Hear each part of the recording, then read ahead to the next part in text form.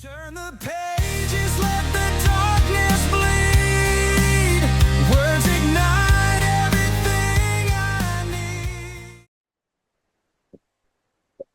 Hi everyone.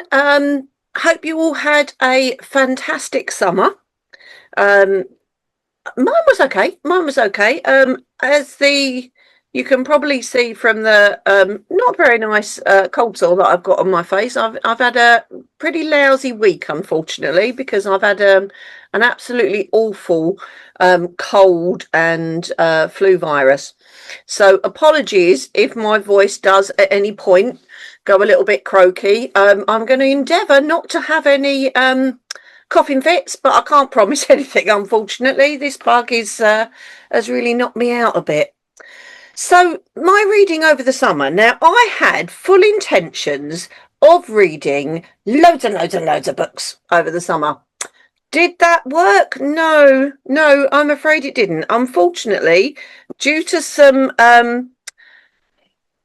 family issues and various other circumstances that turned up, I didn't read anywhere near as much as I wanted to read. Having said that, I have got some good stuff to share with you. I did go along to the Bookfest up at the Waterstones in Piccadilly. Those of you that were here at the end of last term will remember I was really excited about it and was looking forward to it. Unfortunately, it was awful. It was really awful. They vastly underestimated the amount of people that were going to turn up, which meant that Waterstones was packed to heaving on one of the hottest days of the summer. By the time you'd got to the front of any of the queues, which were immensely long, there were no proof books left, nothing else. Queues for the signings, people were queuing up for an hour and a half at a time in order to get a book signed. So a bit of a disappointment, and very sad because I was looking forward to it. Don't get me wrong, I had a good day out anyway. I went with my best friend and we had a good laugh and that sort of thing. But I think it's a lesson that Waterstones are going to have to learn for next year's Bookfest. It has been all over social media. There were lots of very, very upset, mainly teenage girls actually, because it was heavily advertised all over BookTok. So I don't know what they thought was going to happen. They thought one man and his dog was going to turn up, and no, it wasn't. There were lots and lots of people there. So that was bye Ozzy. That was a trifle disappointing, it has to be said. So I do hope that you didn't have any such disappointments. Okay, right, on with the books. So starting off, as always, with our picture books. And I have, as usual, had some beautiful picture books that I've been reading. This, yeah, this is beautiful. It also made me cry. It's called Tiger's Last Roar, and it's all about a little girl that spends all her time exploring with her pet tiger, who is, of course, a ginger cat. And he's getting a little bit tired, and he's not quite sure, that he wants to go out adventuring anymore. And sadly, in the end, yes, he does pass away. And then poor May just doesn't know what to do with herself because she's done everything with Tiger and she doesn't know where to go from here. It's a beautiful, beautiful message about how your people that leave us, or animals that leave us indeed, live on through our memories and through pictures. And at the back of the book, there was a really lovely touch because there was a few pages at the back of the book for children to write down memories or sticking photos of pets that they have themselves lost. I think it was that bit that made me cry, actually. I thought it was such a lovely idea. So, Children of the Throne, Joseph Coelho.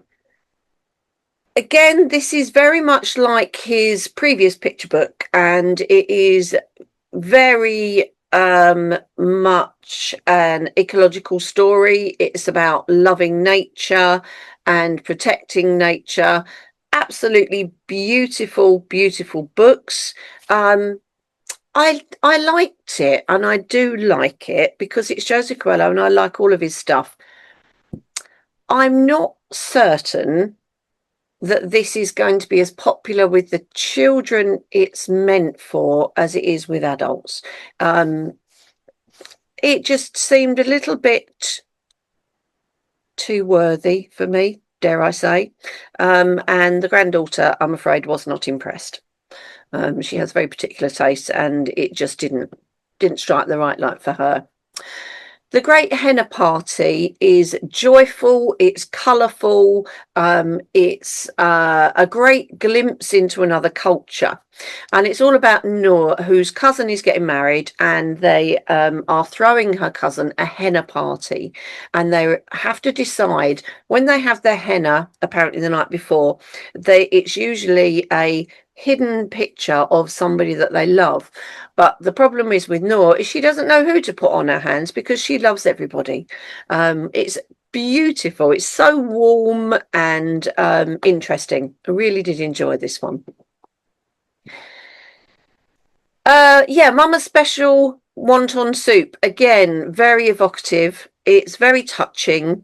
It's set in southern China, and it's all about a young girl who goes out to buy ingredients for a soup for her mum, and she meets lots of people on the way, and so it's got a really great community feel about it because she knows everybody that she meets. And by the end of the day, they all end up sharing a meal together, which is really nice. A very soothing story, this one. Peggy Goes for a Walk. This is perhaps a little bit young for even for primary. I'd say this is more nursery, but it is delightful. It's all about a little girl who goes out for a walk with her granddad, and granddad spends his time picking up things she's dropped and looking after her, and can't quite keep up with her. But when she does get tired, it's grandpa that picks her up and carries her home. It's a lovely everyday type book, which I think is great for age four and a little bit younger. This was, in fact, just let me do that. There we go. This was Cassie, my granddaughter, and mine's favourite one of this summer. It's called The Elephant and the Piano, and it is based on a true story of a gentleman who was a musician in Thailand, who was living near this sanctuary where there was an elephant who was very, very grumpy and very destructive. But this musician went to the sanctuary and started playing the piano. And the minute he started to play, this elephant calmed right down and came and sat next to him and listened to the piano. There are some absolutely fabulous videos on YouTube that show you the true story that this is based on. It's just magical. It's absolutely beautiful book. And as soon as Cassie heard that it was based on a true story, she wanted me to find out more. So we spent a happy afternoon having a look at videos on YouTube of all of these elephants sat there as if in a trance, listening to a piano, which was just beautiful. Goblin. This is the second one. The previous one to this by Francis Stickley and Stefano Martinez was called Troll. And it's on the same sort of theme as Troll. And it's all about a very avaricious goblin. And he thinks he's got absolutely everything because he's got goodness only knows what sorts of treasure and trinkets, and he never ever shares it. And he feels as though, it's all mine. But he does eventually come to see the error of his ways because he makes some friends, and they decide to take him out, and they're playing games with him and things, but they do have a falling out when he returns to his formerly greedy ways. By the end of the book, however, he has now realized that friendship is the true treasure. Really nice. I like this one.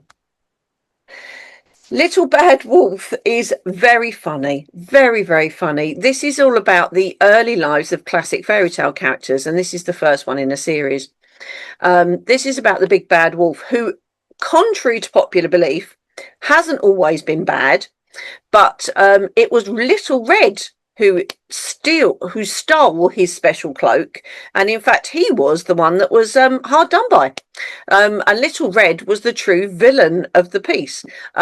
It's just so cool because it just twists it all completely on its head, and makes the wolf very much the hero and not the villain at all.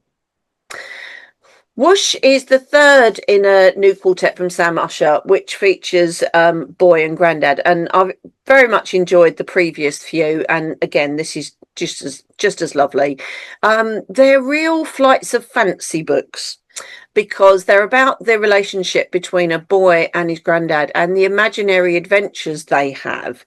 In this one, they have a hankering for ice cream, but they find the ice cream's all sold out, and then apparently they then harness themselves to a hot air balloon and fly off to find some ice cream at an ice cream mountain. It's a lovely depiction of that boy and granddad relationship. This is Sarah Crosson's first ever picture book, so I was desperate to get my fingers on it, and I really wasn't at all disappointed. It's about a little girl called Tallulah. Now, for a start, I loved the name Tallulah for a little girl. I thought that was absolutely wonderful. But Tallulah develops a fear of rain. She doesn't like rain. It makes things soggy, it ruins her biscuits, and it makes her very sad. So she starts to almost retreat into herself. She won't go out at all when it's raining. And when she goes out when it's dry, she carries a huge umbrella with her everywhere. Said umbrella soon becomes not enough, and then she ends up with two umbrellas that she's walking around with, until she's out one day at a party and she's hiding in a tent because, you know, it might rain. And indeed, it does start raining, but it takes her grandma to then make her realise that everybody is still enjoying themselves, and the only thing that's making her grandma sad is the fact that Tallulah isn't out there with her playing. So really nice, gentle story. This is the next picture book from the Waterstones Prize winner Mikey Please, who was the author of The Cafe at the Edge of the Woods, and it's very similar in tone and look and feel to Cafe at the Edge of the Woods. What I kind of liked about this one, it's almost a little bit well, it's almost a little bit MasterChef-y, I suppose, but MasterChef for monsters. And it's all about the joys of good food, or, well, whether we'd agree they were good food, and about friendship and loyalty.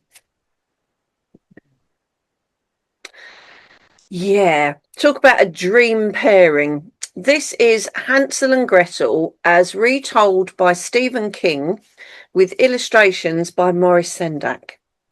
I couldn't get this into my trolley quick enough, to be fair. It's a longer picture book. It's not something that you're going to read in 5 minutes. It's got more text than you would expect. Sendak's illustrations are just so well suited for this very dark fairy tale. And I think Stephen King has done a masterly job of writing the story with a good amount of foreboding and a good amount of darkness, but without making it too scary, if you like.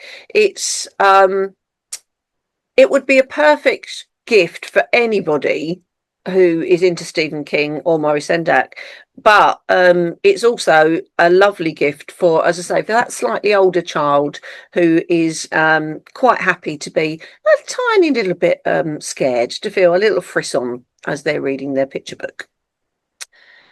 Not many graphic novels this time, but this first one is it's a YA one. This is My Journey to Her, and it's goes into quite a lot of detail about how the author felt and what she went through, as she navigated her gender transition. Oh, sorry, Julie. Which one did you ask whether year 7 would like it? Just chuck it in the chat and then I'll come back and tell you which one. Oh, do you mean the Stephen King? Yeah. Yeah, I think it'd go quite well with year 7 actually. Yeah. So yes, so My Journey to Her is about the girl's transition and what she had to go through, because obviously she had to go off to a clinic and she had surgery, and it's more on, it's not gruesome, it doesn't go into too much detail, lots and lots of feelings talk in this graphic novel. It's never sensationalized at all, and there is a little bit of romance woven through as well, which adds a little bit to it. Yeah, if I was still in a secondary school library, would I be buying it? Yes, I would. Yes, I would. But I'd say more for perhaps older age groups, and maybe year 9 and above with that one. Hang on a sec. What's that just done? That's just jumped miles forward as again. Oh dear. Let me just come back because that was not where I should be. You're getting a little bit of sneak peeks now. This is no good. Let me just come back. That's better. Right. So next graphic novel. This is kind of like Sublime to the Ridiculous. Last one was a very serious graphic novel. There is no way this is a serious graphic novel. It is ridiculously silly, which means that a lot of kids from primary up to age 7, even age 8, even year 8 would absolutely love it. It's extremely ridiculous. Absolutely ridiculous. The Penguin Spanners series are becoming quite popular, and I can quite see why, because it is that silly sort of toilet humour. Okay, moving on to middle grade. Let's go with, love this. Absolutely love this. This Dragonborn. Dragonborn is about a young girl who has always been very, very sheltered by her mum. Her dad sadly passed away and it's just her mum. And her mum has never let her make friends. She's never let her be that close to anybody. And as she starts to get a little bit older, we realise why. Because in fact, whenever Alex gets too frustrated or angry, flames come out of her mouth. And she's eventually learns that she is, in fact, a dragon. She is a special type of being who can transform from dragon form into human form. And indeed, so is her mum, although her mum has never chosen to live the life as a dragon. So she is taken away to the island of Skrala, which is where they have like a dragon school. And she's training with other dragon children. But all of these other dragon children have been taught that they are dragons from birth almost. So they are a lot further on than she is. Things are not happy in this world, however, and there is a uprising, and there is a war that is starting against the human world. So it's got a very big battle in it.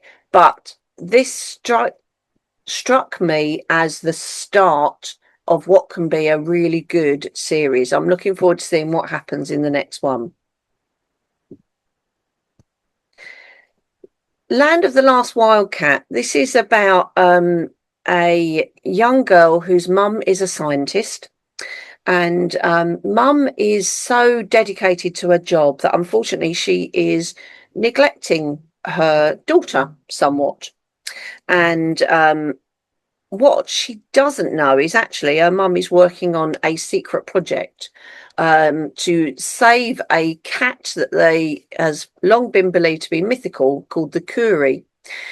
But lo and behold, we come to find out that there is one last Kuri alive in the world, and it is living on a remote island.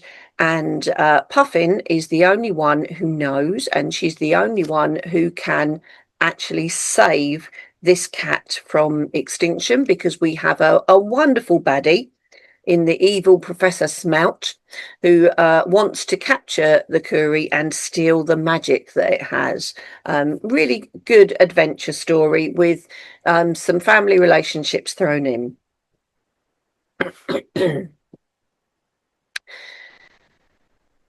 Barrington and Stokes, let's face it, I could spend probably every single one of these raving about the Barrington Stoke books that they're bringing out at the moment. There are just so many of them that are so brilliant. Jelly Bean is written by Eve Ainsworth, and it's got illustrations from Theo Parrish. It's about a school refuser, and the struggle that she has to explain why she doesn't want to go to school. And in fact, there isn't a reason. It is anxiety. But it's a very hopeful story. It's about how she does eventually find a way to confide in people, and does, in the end, find her way back into school. Talking of silly, right? You and Me and the Land of Lost Things by Andy Griffiths. This is, yeah, I agree, Helen. Yeah, I do agree. I think it would fit well in just about every school, and it is very sensitively written. Eve Ainsworth is a brilliant author. I love her books. So yeah, I think it's a must buy, that one. Andy Griffiths, of course, of the whatever story Treehouse books. This is it's a novel, but it's not really a novel. It's very much of the same ilk as Wimpy Kid, in that there's not an awful lot of words, but there's a lot of illustrations. It's a good, fun story. There are no hidden themes. There is nothing too deep about it, but I know that I could have found several kids that would just bite my arm off to read it, because yeah, it's just good fun. Diary of a Wicked Witch by Ben Miller. It's good and I liked it. It's about the fact that whenever you've got these fairy tales, it's always Prince Charming, if you like, who is the goodie. And what I did enjoy about it was the idea of, yeah, okay, if it's always Prince Charming, then is he being unfaithful to all these princesses with other princesses, which I thought was quite funny. So this is about the baddies, if you like. It's about the wicked witch. It's about the wicked stepmother, and they are made to go to good school. Because if they don't go to good school and start using their magic for good, then they are going to be flung into jail and their magic will be taken away. It is really funny. Really funny. It's a very quick read.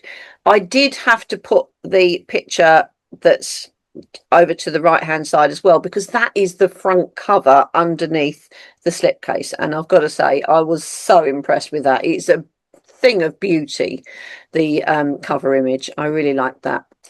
Do I need to say anything about a Catherine Rundell? Really? This is the second one in Impossible Creatures. It's called The Poison King. And in the first scene, young boy in it is woken up by a miniature dragon chewing on his face. Come on, what more is there to tell you? That it's just sublime. I absolutely adored it. Just about every mythical creature you can think of appears in this book.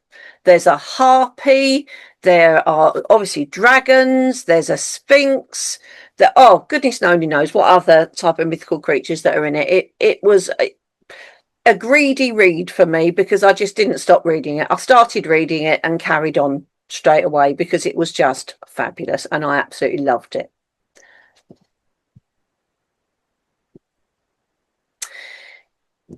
Inbetweeners. I did yesterday. Those of you that are Access It customers, or even if you're not Access It customers, you can watch it anyway. I did a webinar for Access It and Peters yesterday on, they called it Middle Grade Plus. I tend to call it in betweeners. So those kids that are should be still reading middle grade, because middle grade, we tend to, when we look at it, the category of it, it tends to go from 8 up to age 13. But they're not quite ready to go into full blown YA, which is 14 plus.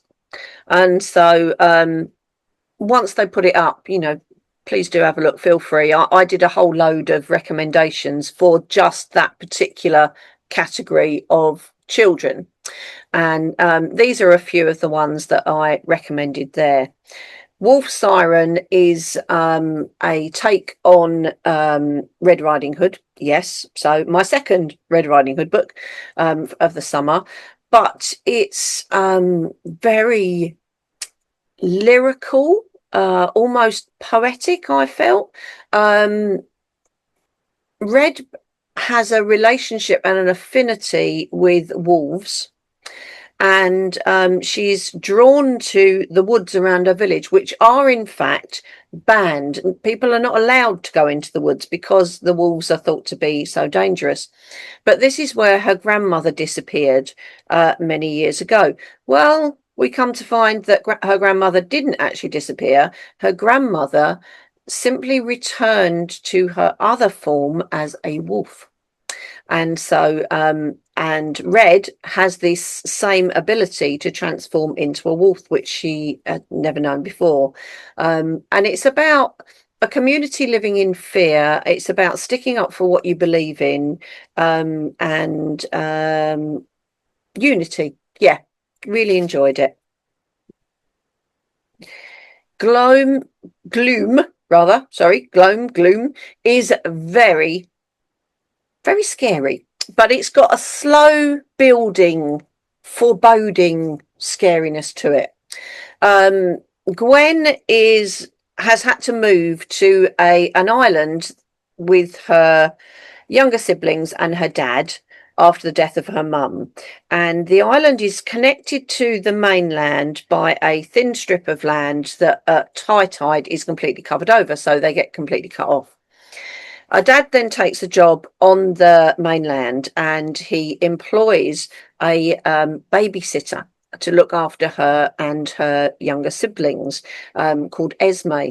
And the younger siblings seem to absolutely adore this woman and think she's very beautiful. She's got long blonde hair and very pretty and plays games with them.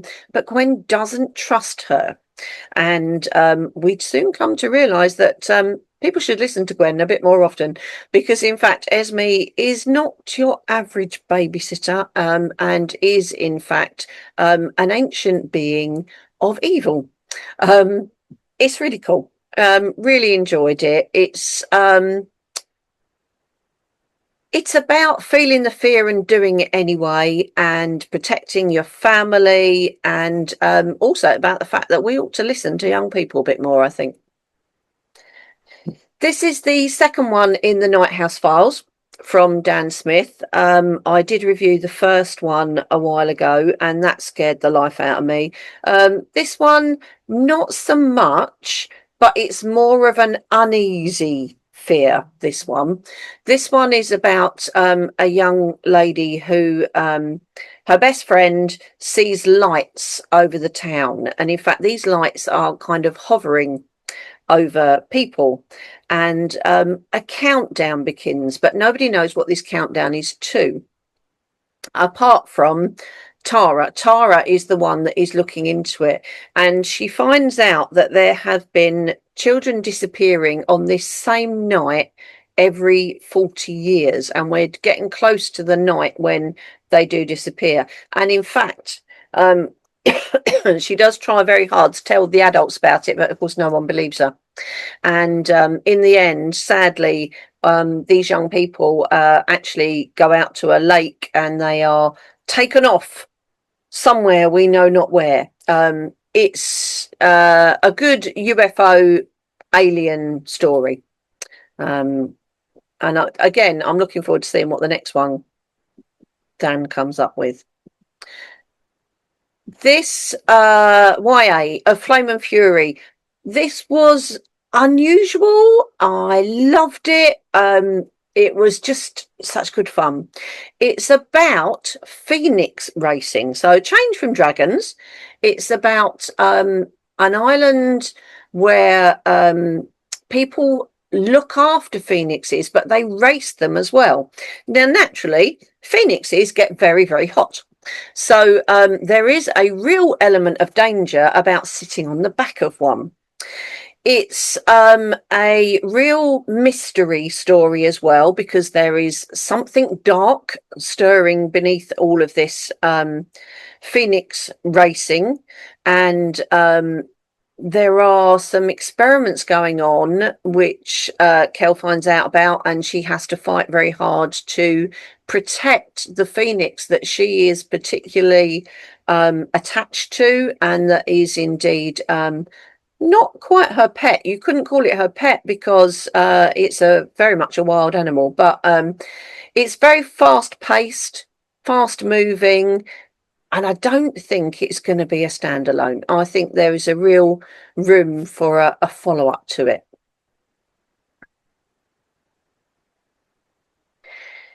Rewind to Us is a romance, but it's not too mushy. So I managed to cope with it. Okay. This is about Dixie. And Dixie comes from a very special family, because in Dixie's family, they have one very special ability, in that once in their lives, they are allowed a do-over. And that do-over or rewind means they can apply to the matriarch of the family to go back in time once and redo something that's happened in their lives, which is an absolutely fascinating thought. And you know, whether you would do it or whether you wouldn't do it. So you can imagine this does bring up lots of moral discussions and moral thoughts about whether it's right to do this or whether it's wrong to do this. There's a bit of a fractured family taking it as well. And yes, there is very much a love story, and there are various different hoops that we have to jump through in order to get to our happy ending. I thought it was unusual and a good read. Okay, Book Boyfriend. This is, although this is YA, there is nothing in it that I would not let year 9 and above read. There is no spice in this one whatsoever, so we don't have to worry about that. And it is a romance story, not just about the romance between a man and a woman, but there's also a sibling relationship that's also very important, and there's other family relationships as well, and it's all focused around one of the twins. Actually, they're twins, the siblings. One of the twins' favorite books, and her favorite book is then made into a television program, which she's not overly impressed with, and I don't blame her. And then it's the things that go on around that book and around that story. I thought it was really good fun. And as I say, there's nothing in it that I wouldn't allow a younger student to read. If they're hankering to read some YA romance, it's a good one to start with. I have had a bumper crop of absolutely stunning factual books. Nature's Journeys is just, it's just fascinating. It's all about the journeys that animals and insects make across the world. Its text is by an award-winning science writer, Leila Nagy, and the illustrations by Xuan Lei are just beautiful, absolutely beautiful. It's a big book. It's very engaging and lyrical. I was lucky enough to get both of these, actually. It's First Book of Bugs, and a first book of dinosaurs. And the first book of bugs is the second one in the series. And again, it's more about it's about mini beasts. There are some quite disturbing facts about mini beasts being a arachnophobe. There were bits of it that I really didn't want to read. But they are all poems. They're poems about bugs and poems about dinosaurs. And the bright and colourful illustrations just literally do jump off the page at you. Well, this one. Now, I know you can still see me in a little window, I'm hoping, because I've got to show you this. This is The Incredible Frog. Look at this. Look at it. It is just a thing of utter beauty. And it's all of the facts about, of course, everything you ever wanted to know about frogs. There we are.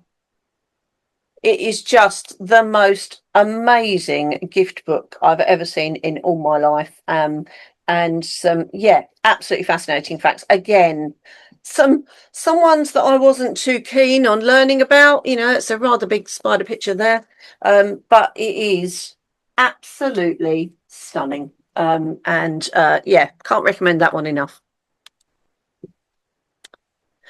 This one is A Day in the Life of Fossils, and it's got you see, with these factual books, I've got to show you some of them because it's impossible to describe. This one is got lots of comic strips in, so lots and lots of facts, but also told in comic strip format, and various very eclectic, unusual facts that you probably wouldn't find anywhere else. Really nice one. I did like that. World mythology. Yeah, I'm going to keep holding up books. I'm really sorry, but I've got to. There we are. This is world mythology. Let's go that way. There we are. Beautifully illustrated. Lots of text, so definitely for older kids. But it's what I like is it's got spreads that have the common threads with different types of mythology and different cultures that tie it all together, which is really nice. Really, really nice. Then here we go. Let me move on to the next one because I know I've got this up there as well, haven't I? Yes, I have. Here we are. Raising the Roof. This one is the history of classical music, which could be thought of as a little bit dry. Not in this book, it isn't. Great illustrations, and there's even a section because it's about great composers, but there's even a section on a young man who writes classical music. Here we are. No, he's not a young man, he's an older man, but he writes classical music that is used on lots and lots of computer games. And that is the purpose that he writes them for, which I found that absolutely fascinating because, you know, I would never even have thought about that, of classical music and writing it for the use of computer games. So yeah, good one. I did enjoy that. Am I going to? Yeah, I am. I'm going to go like that because this is my favourite, I think, of the non-fiction books or the factual books that I read over the summer. And sadly, I haven't got a physical copy of it. I read it in ebook form, but it's about the homes of the dead across the world, and it's about mythology. It's not in the slightest bit depressing. It's very upbeat, fascinating, absolutely fascinating when you read about with the background to the mythology and the folklore that we have around death all over the world. As I say, I haven't got it in a physical book yet, but I think I'm going to have to because it just looks amazing. Under the Starlit Sky is about the Białowieża Forest in Poland and Belarus, where it's about the animals that live there. It's about the wildflowers. It's about the insects, the flora and the fauna. It is a love story, really. It's a love story to this amazing forest. Amazing forest. It's just so beautiful. And the last page. Yeah, I'm not sure where I put that one. I must have taken it downstairs to show someone. The last page opens out into a huge fold out tree, which is just stunning. Absolutely stunning. Yeah, Rose, it is just so beautiful. So very beautiful. I wish I'd. Well, there are a few books around in this room, people, so I'm not quite sure where I can put my hands on it at the moment. But yes, it is well worth an extra look. Then we have Boing, A Bouncy Book of Bugs, which is from poet James Carter and Neil Layton as the illustrator, both of whom I've encountered many times before, and both of whom I really enjoy. This is again poems, and they are very well, they're not as silly as the other poems in the other book. This is very informative, and they've got some really cool poems in here. Actually, I really enjoyed this, and I'm looking forward to sharing this with Cassie, because I think she's going to get a lot out of it. Because there are various grossed out bits in it. Of course, there are. It's about bugs, but I think she's going to be fascinated by that one. So, grown-up books. Did I read any grown-ups? Yes, I did read a few. Oh my goodness. Yep. Okay. I need to kind of do that 3 times because I loved this so much. The Storytellers it's a story that is set in a local public library. And it's about community, it's about making connections, it's about what libraries can do for us, the joy of reading and writing, friendship. There is a little romance that starts. I loved every minute of it. I absolutely loved every minute of it. And I recommended it to a friend of mine who, I don't think she's here tonight. Beth hasn't been able to come tonight, but Beth read it as well. And again, she was as blown away by it as I was. So a really enjoyable comfort read, that one.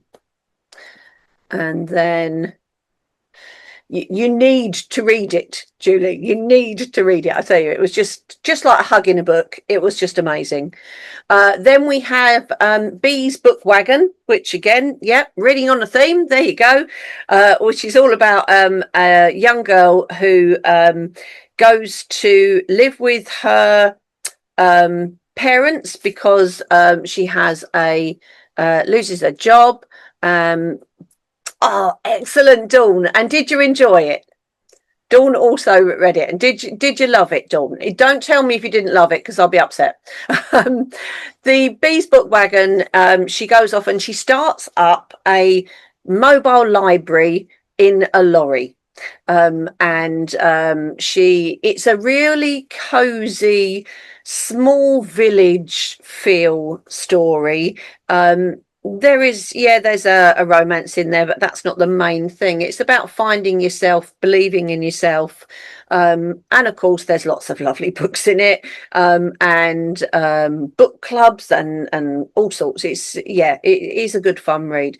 I take it from the heart you did enjoy it as well, Dawn. Thank you very much. I'm really glad you did, because it was just amazing. I loved it. Not Quite Dead. This is Holly Jackson's latest, and it's billed as being her first grown-up book rather than YA. And the main protagonist is indeed 27 years old. I listened to it on audiobook rather than reading it. Did I enjoy it? Yes, I did. Did I feel it was any different to her usual YA books? No, I didn't. I really didn't. I didn't see the transition into an adult book at all. It was just like one of her YA books, but with a lot more swearing. A lot of swearing in this one. I think I'm too old listen to audiobooks that are using the F word all the time. It was just, yeah, I thought it was unnecessary. So it did start to irritate me a little bit, I've got to say. Having said that, is it a good story? Yes, it is a good story. And an interesting story, because there is no happy ending in this book. There is always going to be a bad ending, and there is indeed a bad ending at the end of it. And it's a very ingenious concept. But as I say, I think I was just disappointed because I wanted it to be different, bearing in mind it had been billed as her first adult book, and I really don't think it hit the mark, in my opinion. Next Friday, I am going away on holiday for a week with my daughter, and we are going to Hay on Wye. Oh my goodness, I'm so excited.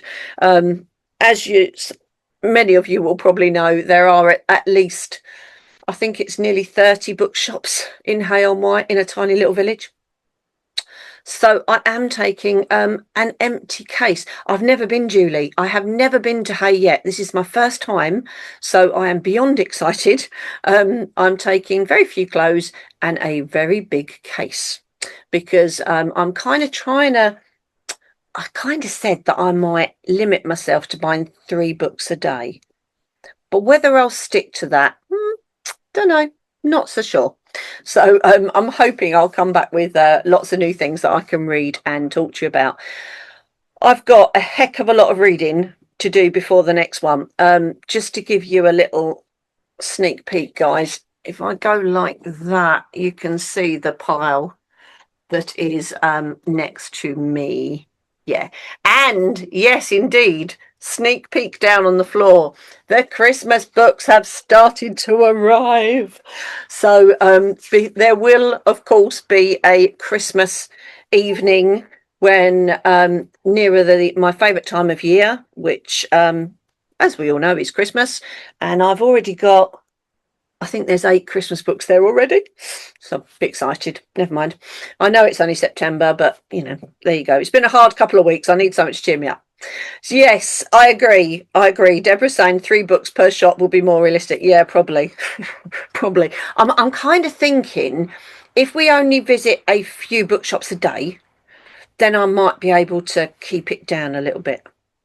Might. I'm not promising anything. But yes, I'm hoping to have got through quite a few of these by the next time, because if not, I think I'm going to end up buried under them. Okay. Thank you very much for listening and coming along and keeping me company, everybody. And please do put a date in your diary for the next one, which I've just got to remind myself the date of, because I haven't written it down. It is on my calendar. Give me one moment. The 24th of October will be the next one. And you may be a little bit more spooky around here by that time. And I'm hoping to have an awful lot more read by then, and then we'll have some more giveaways to do. So have a great weekend, everybody. I do hope you've seen some things there that you're interested in. Have a great weekend. Enjoy your reading or whatever you're doing this weekend, and I'll see you in October. Bye for now.